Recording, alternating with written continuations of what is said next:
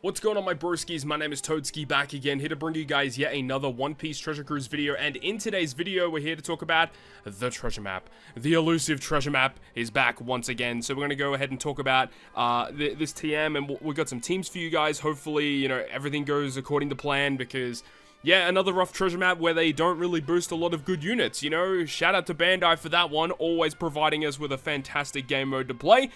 Let's continue though. Let's just jump straight into things here. The first boss is going to be against Yamato and Ace.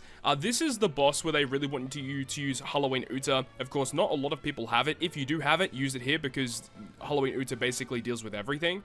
With this team though, we're double Cat Fight, but we're bypassing the barrier on the enemy side of the field. It's a 3-turn barrier. Where you have to hit 2 goods. Of course, if you're running Uta, it's fine. This just allows us to kind of speed farm the first couple of stages with the super type of Cat Viper. We have Hiyori to give us a full board of Wano slots at the start of the quest, which we can keep for the entire fight. When we reach the final stage, we will have the Bobbin special, which will remove attack down. It removes defense. The only thing is that we are inflicted with blindness, but it's not going to be that big of a deal. We have Wano slots, we've got a lot of damage, we have type advantage.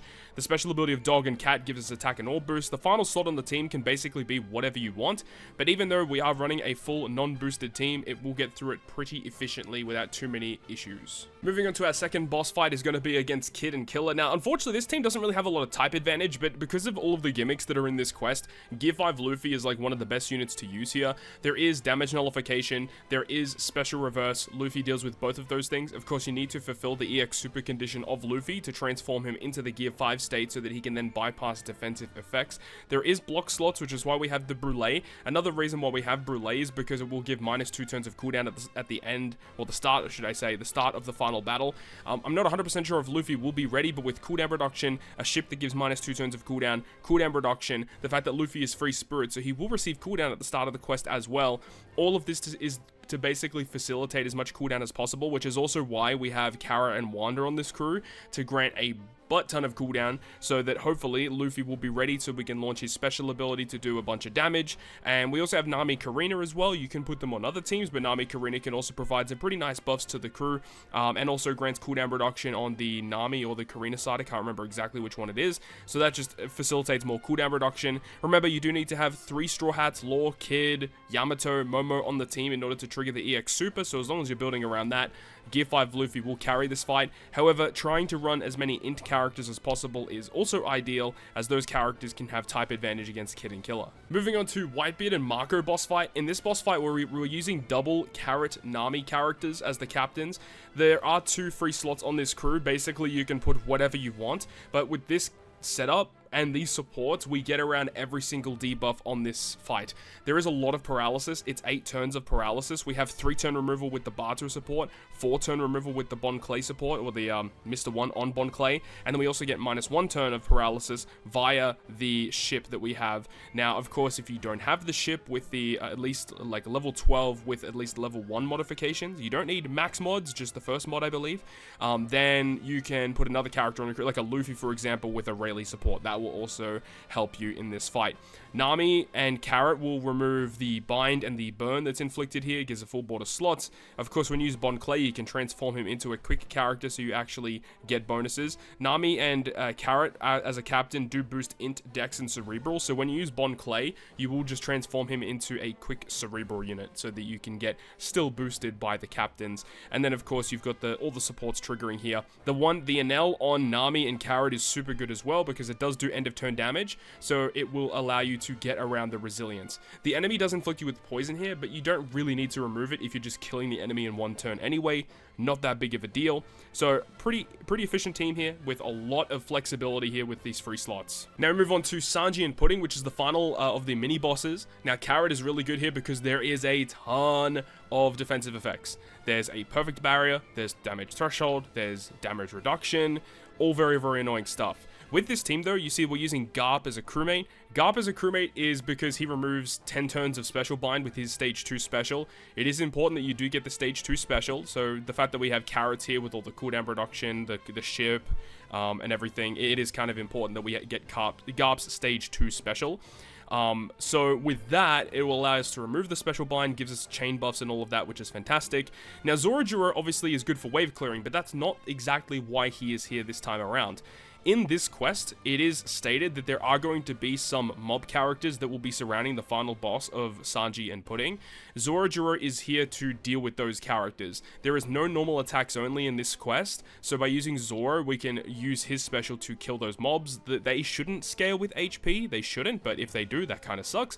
TheLordShiro should deal with them though, and the thing with this team as well is that there's not a ton of characters that have type advantage. It is a dex boss, so running as many strength characters as possible is ideal, but there are not that many good strength units that are actually boosted in this event, which is kind of crazy, but those are the characters you want to be using to deal with this fight. This team setup, again, lots of flexibility to put whatever you want. These are just the key characters that allow you to get around the gimmicks. And now we get to the final boss of Luffy and Zoro. We'll talk about the Intrusion in just a moment. Now with this team setup, we're going to be using Magellan as a captain with the subs of Vegapunk and Kuzan. Ensuring you have them in this exact position is very important.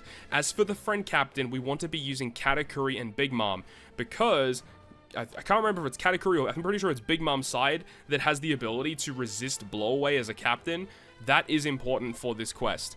Now, when we reach stage 2, we will get our bottom row given 5 turns of special reverse, which is where Kuzan comes in. His special ability provides some cooldown reduction. It also grants us a chain lock, a 3.25 chain lock for 3 turns, which is very important.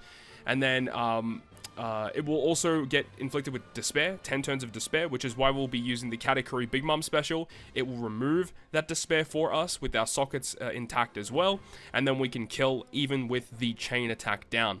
We move into the final stage, we're inflicted with Paralysis, but this is where Magellan is very good because Magellan does remove 10 turns of Paralysis, so we don't have to worry about that.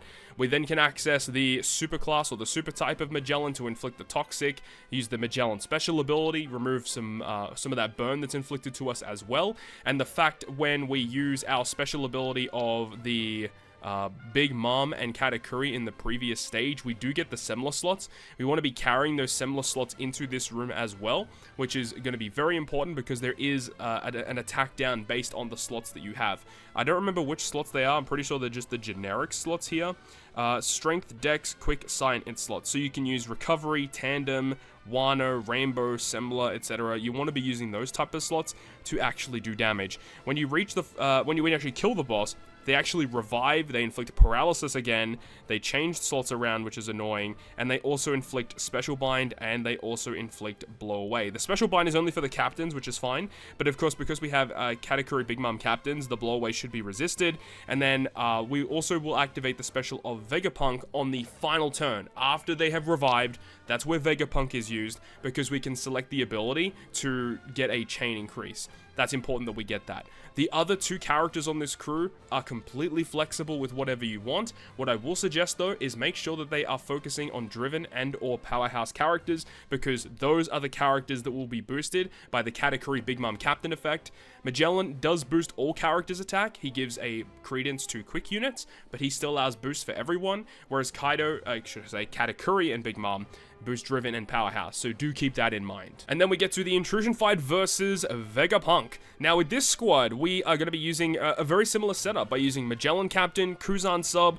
Now the supports are very important here. We do have the Garp on Kuzan. Now we do need another ability to remove Special Bind, which is why we're using Quick Whitebeard, because once again, we want to be using Katakuri and Big Mom Friend Captain, and we want a unit that is boosted by both captains, so we want a unit that is like quick and powerhouse or quick and driven, and this is what we've come up with here. This Whitebeard with the support of Marco and Jozu, whenever we're inflicted with Special Bind, Marco and Jozu remove 2 turns of it, Garp will remove 3 turns of it, which is important for the final boss stage.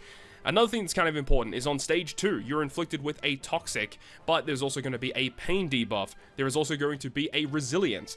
What you can do is just activate the super type of Magellan, which will inflict the enemy with a toxic effect, as well as removing your own toxic that's on your crew, and that effect will allow you to get around the resilience. You don't really need to activate another special on that stage if you don't have to. I'm not 100% sure, but the thing is because of the pain debuff, you're going to be taking a pretty serious amount of damage. So ideally, saving as many specials as possible for when you actually need them is ideal. And the thing is there is an interrupt on stage 2. If you activate an attack boost, color affinity boost, or any type of chain buff, all of your beneficial effects will be removed. So it really, really sucks. The thing is, when you kill stage 2 as well, then they will blow away one random crewmate for 5 turns, which again, why Katakuri Big Mom is very, very ideal here as one of your captains. Then you can reach the final stage. Now, on the final stage, there's going to be a special bind, a special reverse, which is why we have the supports on this team. Garp and Marco Vista will remove all the special bind on the crew. There's going to be the special reverse, which Kuzan can deal with. And Kuzan actually will handle the bind all by himself as well, with his double special launch, being able to remove that. And then there is going to be a barrier, which is why we have the Sanji on the crew. Launching his special twice will remove the barrier for us. And then we, of course, got the rest of the characters with Katakuri Big Mom, should I say. We get the Orb Boost, the full board of Semler slots. We get Magellan to provide his buffs as well. And then there is a flex spot for whatever you want. You could probably save this spot for a potential healer or a character that can remove the pain debuff if at all possible. And that's the breakdown of how these teams should be able to beat the next treasure map. So that is going to wrap it up for me. Thank you so much for watching the video. If you enjoyed it, make sure to go ahead and leave a like. And if you want to stay up to date with all the content that I post, including more One Piece Treasure Cruise content, make sure to hit the subscribe button down below. Other than that, guys, I'll see you guys within the next video.